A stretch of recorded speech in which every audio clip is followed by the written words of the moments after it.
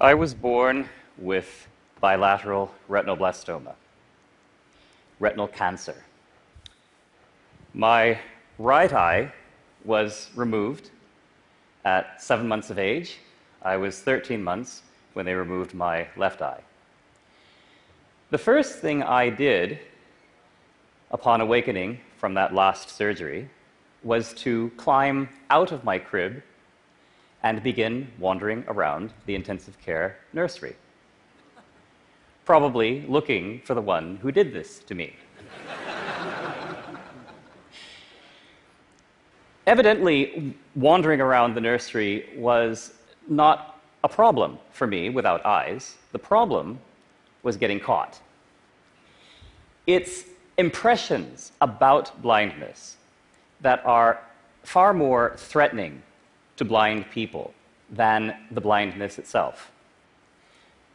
Think for a moment about your own impressions of blindness. Think about your reactions when I first came onto the stage, or the prospect of your own blindness, or a loved one going blind. The terror is incomprehensible to most of us, because blindness is thought to epitomize ignorance and unawareness, hapless exposure to the ravages of the dark unknown. How poetic. Fortunately for me, my parents were not poetic. They were pragmatic. They understood that ignorance and fear were but matters of the mind, and the mind is adaptable. They believed that I should grow up to enjoy the same freedoms and responsibilities as everyone else. In their own words, I would move out, which I did when I was 18. I will pay taxes. Thanks. And they knew the difference between love and fear. Fear immobilizes us in the face of challenge. They knew that blindness would pose a significant challenge. I was not raised with fear. They put my freedom first before all else, because that is what love does. Now, moving forward, how do I manage today? The world is a much larger nursery. Fortunately, I have my trusty long cane, longer than the canes used by most blind people. I call it my freedom staff. It will keep me, for example, from making an undignified departure from the stage. I do see that cliff edge. They warned us earlier that every imaginable mishap has occurred to speakers up here on the stage. I don't care to set a new precedent. But beyond that, many of you may have heard me clicking as I came onto the stage with my tongue. Those are flashes of sound that go out and reflect from surfaces all around me, just like a bat's sonar, and return to me with patterns, with pieces of information, much as light does for you. And my brain, thanks to my parents, has been activated to form images in my visual cortex, which we now call the imaging system, from those patterns of information, much as your brain does. I call this process flash sonar. It is how I have learned to see through my blindness, to navigate my journey through the dark unknowns of my own challenges, which has earned me the moniker, the remarkable Batman. Now, Batman, I will accept. Bats are cool. Batman is cool. But I was not raised to think of myself as in any way remarkable. I have always regarded myself, much like anyone else, who navigates the dark unknowns of their own challenges. Is that so remarkable? I do not use my eyes, I use my brain. Now, someone somewhere must think that's remarkable, or I wouldn't be up here. But let's consider this for a moment. Everyone out there who faces or who has ever faced a challenge, raise your hands.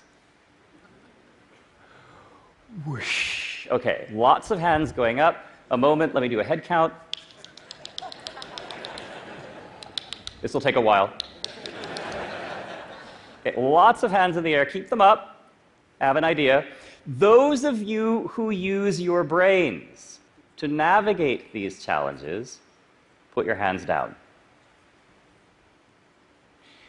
Okay, anyone with your hands still up has challenges of your own.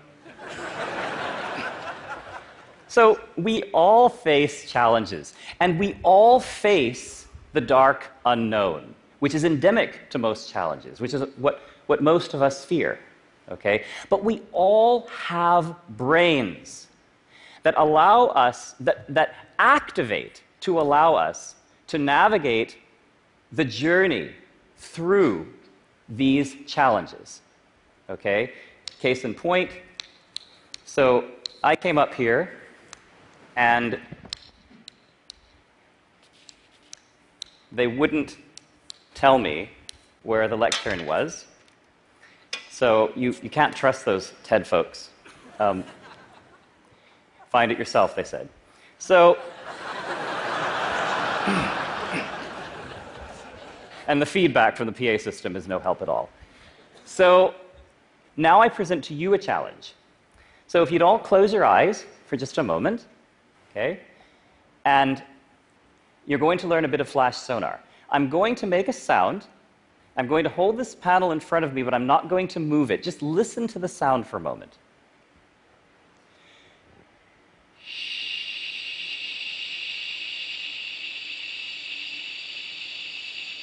Okay, nothing very interesting. Now, listen to what happens to that same exact sound when I move the panel.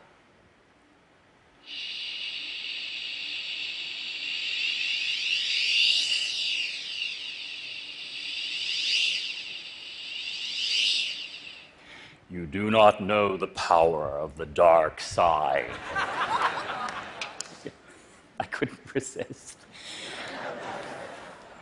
Okay, now keep your eyes closed, because did you hear the difference? Okay, now let's be sure. For your challenge, you tell me, just say now, when you hear the panel start to move. Okay? We'll relax into this.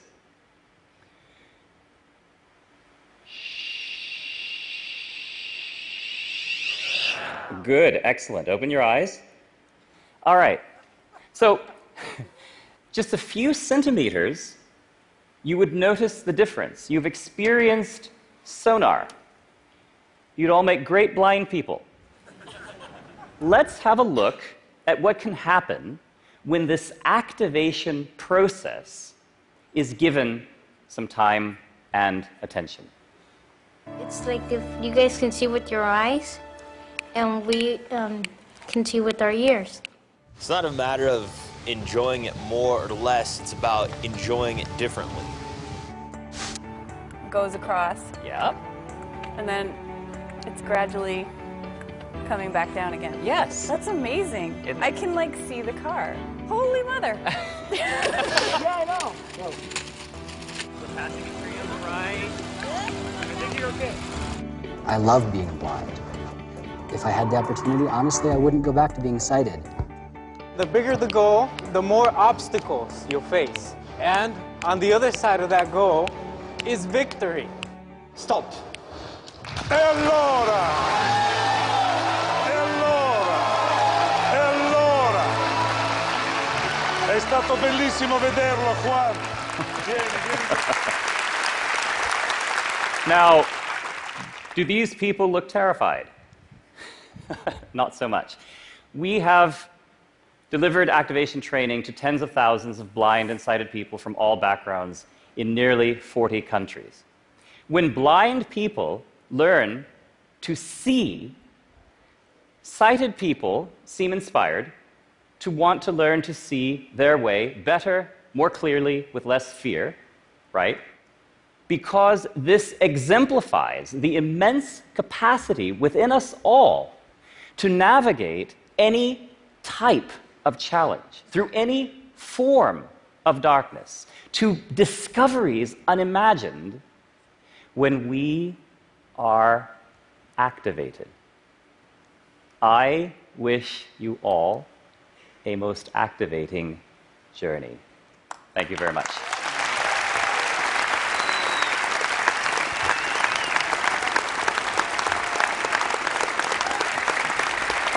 Daniel, my friend, that, as I know you can see, is a spectacular standing ovation at TED. And thank you for an extraordinary talk.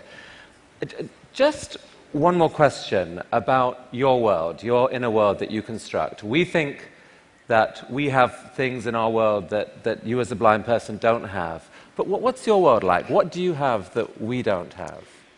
360-degree view. Okay, so my sonar works about as well behind me as it does in front of me. It works around corners. It works through surfaces.